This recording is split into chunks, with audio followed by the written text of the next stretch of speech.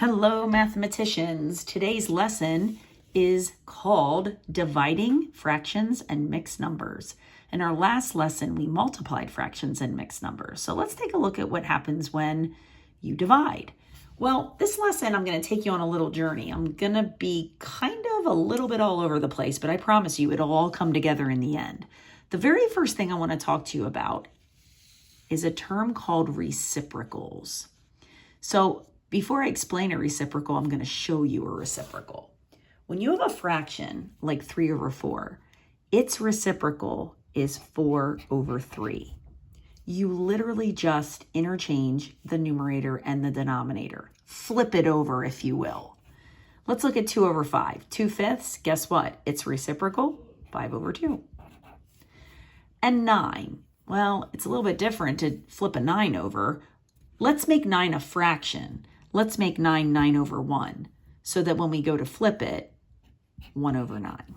So that's just a quick little lesson on reciprocals.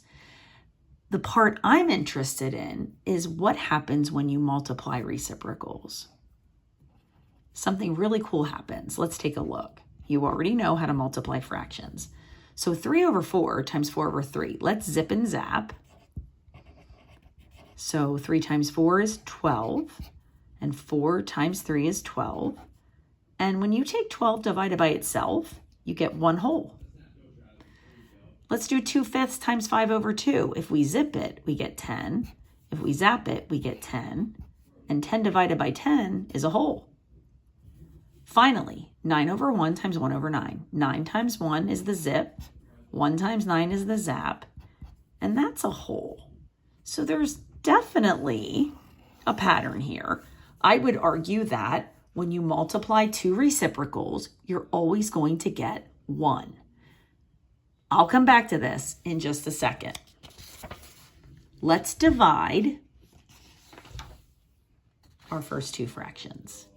So we're going to take 2/3 divided by 4/5. You might say, what does this have to do with reciprocals? Well, it's part of the process, but you're not going to really understand why yet.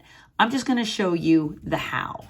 How do you divide these fractions? It's so easy. Here's what you do. You bring down the first fraction, 2/3. Don't change anything. You take the divided by sign, bring it down, and change it to a times sign. Take the second fraction, 4/5, and take the reciprocal and make it 5/4. That's how you divide two fractions.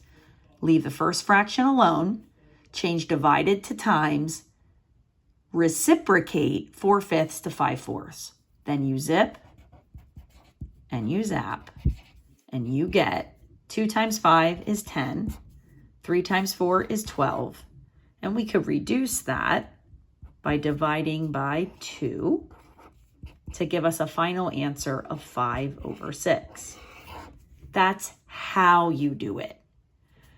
The thing about the how of dividing fractions is it's so strange. Like, what a little strange process this is.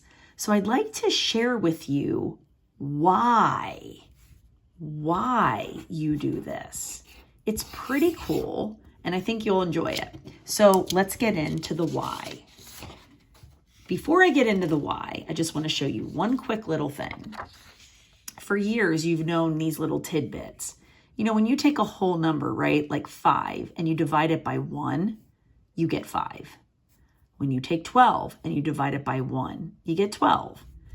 3 divided by 1 is 3. So we sort of love it when the denominator of a fraction is 1, because the division then just simply becomes the numerator.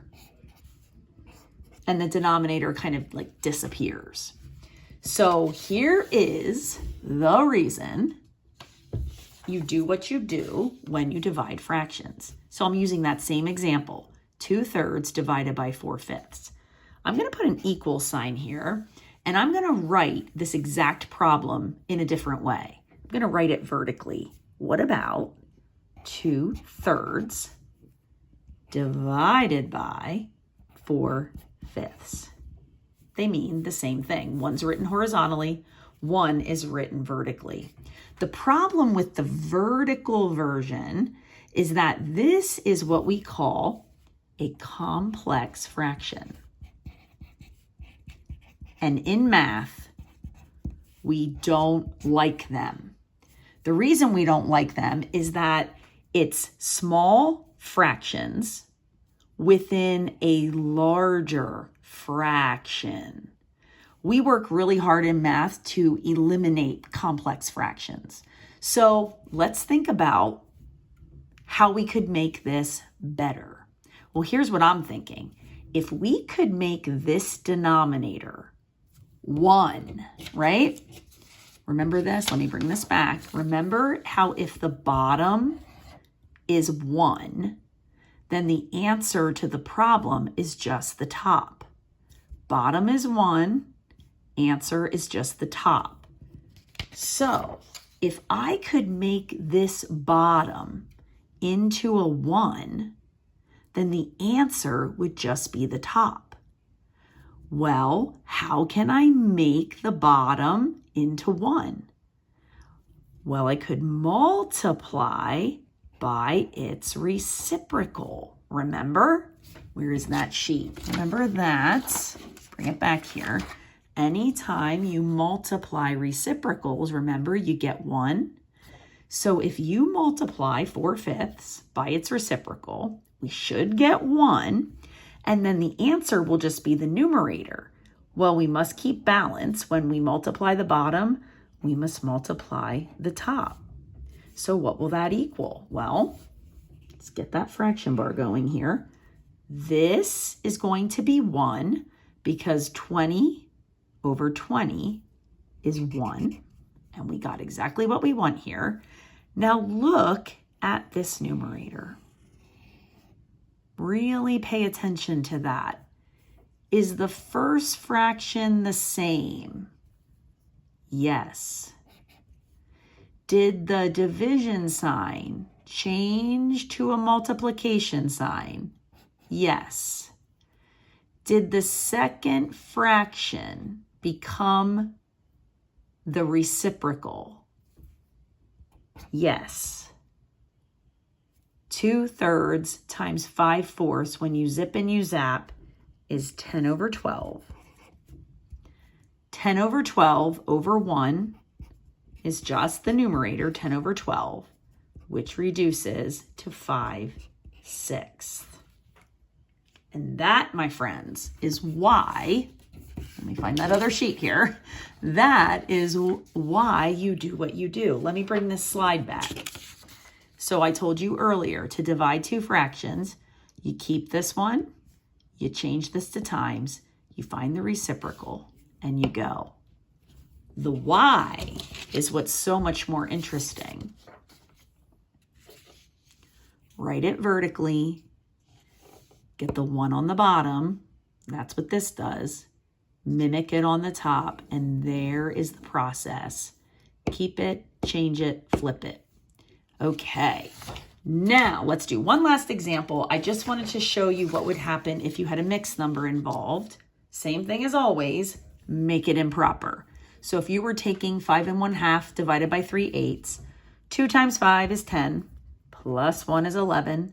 So we'll call that 11 over 2 divided by 3 over 8. Now again, the process, bring down the first fraction, change the division to times, take the reciprocal of the second fraction, and zip zap. Now we could zip zap, but I kind of neglected cross-canceling on this video. If at any point in this video you were thinking, Miss Callahan, cross-cancel already, you're probably right. I was so focused on what I was doing with the other items, I didn't really look at the cross-cancel, but I see it here. So let's not forget, when I multiply, I can cross-cancel right here. So 2 divided by 2 is 1, and 8 divided by 2 is 4. Can't do anything with 11 and 3. Let's zip it. 11 times 4 is 44, and zap it. 1 times 3 is 3. Improper. Let's mix it. 44 divided by 3. 3 does squeeze into 4 once. And that's 1. Float down the 4. 3 squeezes into 14 4 times, giving me 12 with a 2. So let's go with 14 and 2/3. 14 and 2/3, final answer. Thanks for watching, and happy trails to you.